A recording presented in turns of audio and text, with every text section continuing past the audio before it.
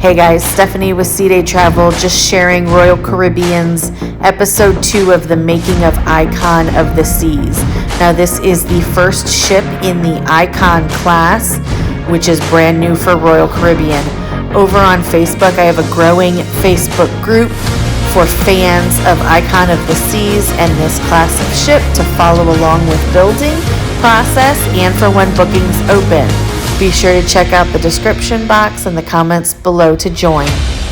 Thanks for watching. On the journey to creating Icon of the Seas, this iconic vacation starts to come to life in the design and construction stages.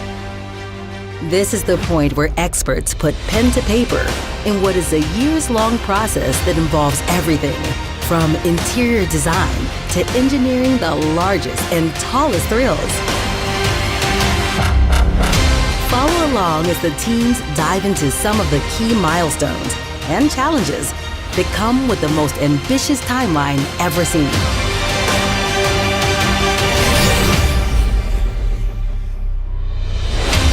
We are in the most rewarding phase of the building. The ship is now physically growing. We have 3,000 people working on the ship every day at the moment. So every week the ship is progressing in a very substantial way, and we can see that the dreaming, the work what we have been doing 5 years now is really coming to a reality. Icon will follow very much in the footsteps of some of the great ships that this company has built. Sovereign of the Seas and Oasis of the Seas, and now Icon of the Seas. It's so innovative. It's so special. We really start with concept design. It's really about how is a guest going to experience and feel within this space. And then from there, we are working through how big does this space need to be. Those types of decisions are what lock in very early, because those will all have weight impacts, those will have steel impact.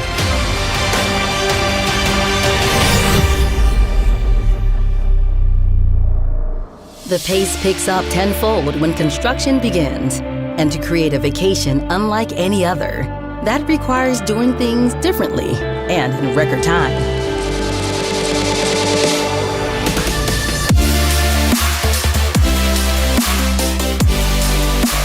The Oasis class, which was built here in this yard, changed the face of cruising.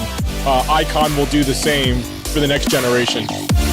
It all started in Turku, Finland, where Royal Caribbean and their longtime shipyard partner, Meyer Turku, cut the first piece of steel.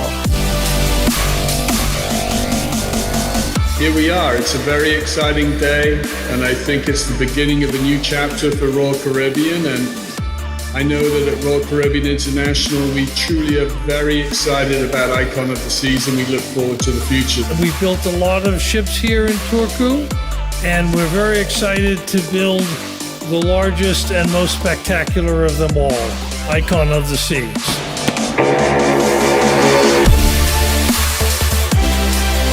So the construction of Icon of the Seas began in June of 2021.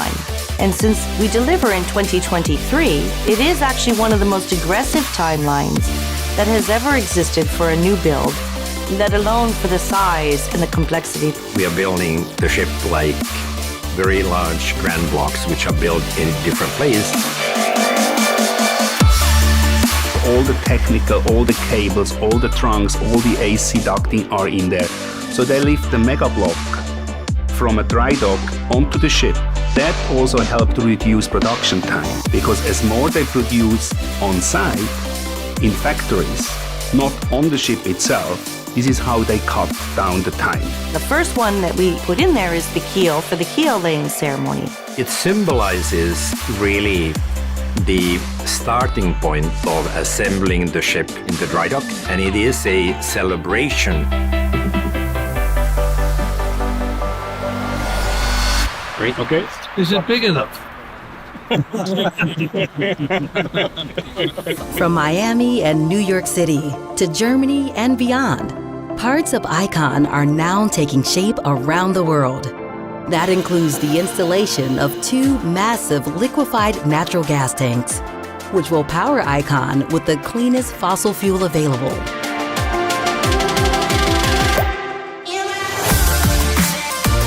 At the same time, Royal Caribbean's design work continues, using the latest technology, even 3D models, life-size mock-ups, and in-person visits.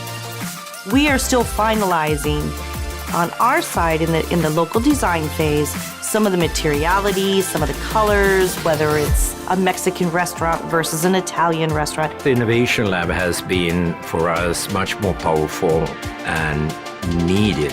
And that has given us an opportunity to really visualize the design, test the designs at very early stage, and calibrate and make sure that that is right. We mock up a lot. So whether it's in Turku or elsewhere in the world where mock-ups are created that we then go fly to look at. So after 2 long years of being away from Turku, we were finally able to get back and see not only our colleagues that we've been working with over the years, but also start to see the ship falling into place. By December, Icon will be about 80% done from a construction perspective. We are really working heavily with our operational partners now and refining all the details.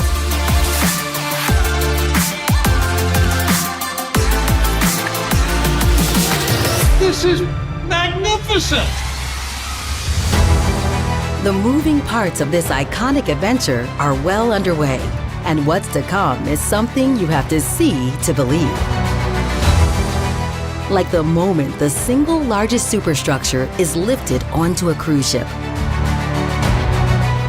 And just how and where will the teens add more water and weight than ever before?